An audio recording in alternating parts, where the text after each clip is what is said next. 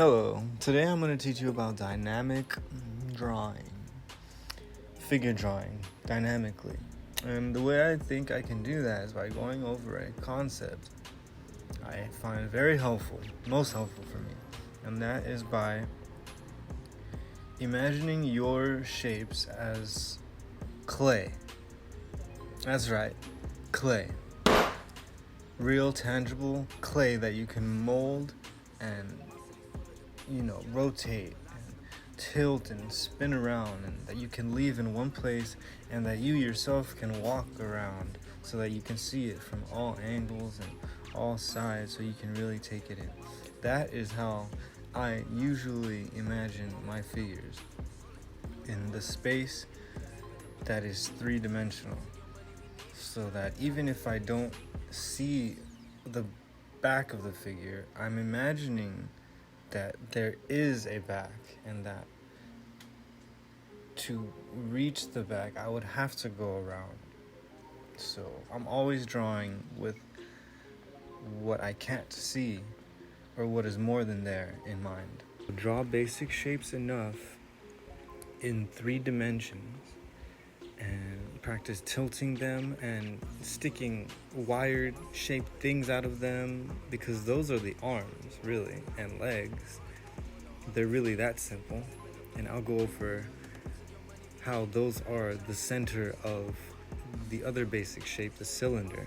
I learned this, I think, mostly from studying George Bridgman. His style is very sculptural, and I just have experience with sculpting as well. And yeah, I really highly suggest actually getting some clay and messing around with it, molding it and shaping it and looking at it from all angles and stuff. And if you can't get clay, maybe you can get a 3D program, because they're pretty abundant nowadays, and you can just mess around with that. Blender is free, there's apps on iPad for free, and yeah, you can just get some clay, really.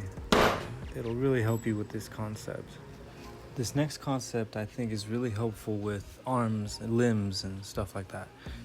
The wires. The wires are the center of cylinders. They are, and at each end of the cylinder there's these circles. So the center line goes straight through the cylinder and ends up in the middle of each of these circles. So if you can imagine just the wire, then you can imagine the cylinder that encompasses the wire, and that is the limb.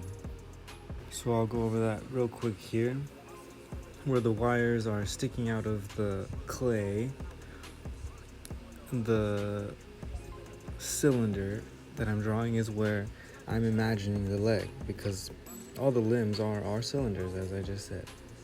And just practice that kind of stuff and you'll get used to it. And practice anatomy as well. I'll go over that in another video, but yeah, practice anatomy as well, and you'll find it pretty easy once you do that to just lay the anatomy on top.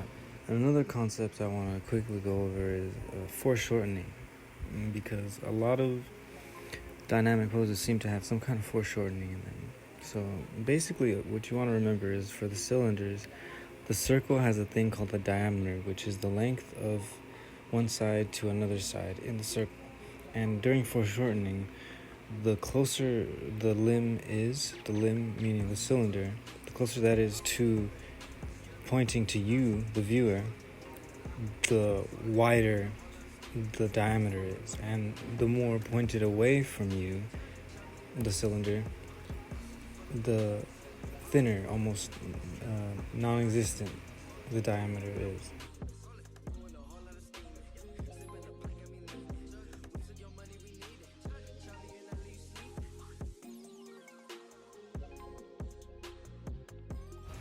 Alright, so I think that's a wrap. I'll just leave you with some dynamic drawings, some practice, and yeah, I hope that I describe these concepts clearly, because I feel like they do really help.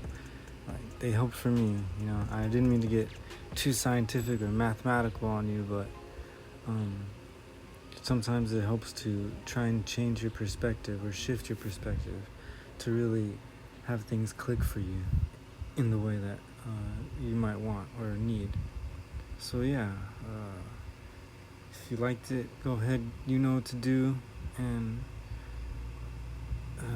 I'll keep up with more of these. I'll do more types of videos. Feel free to comment on any type of video you'd like me to maybe make, or any subject you'd like me to go over. I'll definitely be doing anatomy and more dynamic drawing tutorials. So yeah, stay tuned, and until next time, take care.